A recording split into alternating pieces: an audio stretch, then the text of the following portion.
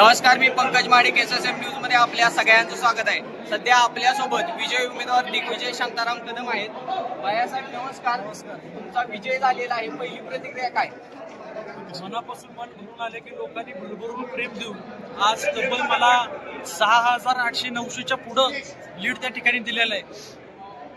येणाऱ्या काळामध्ये आता तुमचं कशा पद्धतीनं काम राहणार आहे? आज निश्चितपणाने जे प्रेम लोकांनी माझ्या प्रती दाखवलं त्याबद्दल मी त्यांचे मनापासून आभार मानतो. आज माझ्यावरती जे हे लीड मिळालं त्यापासून माझ्यावरती एक मोठी जबाबदारी देखील त्या ठिकाणी वाढलेली आहे आणि निश्चितपणाने लोकांनी जो विश्वास दाखवलाय त्याचा मी येणाऱ्या कामाच्या माध्यमातून खरा उतरीन असं मला वाटतं. कार्यकर्त्यांनी या निवडणुकीमध्ये जीव ओतून काम केलं, त्यांच्यासाठी काय भावना राहतील?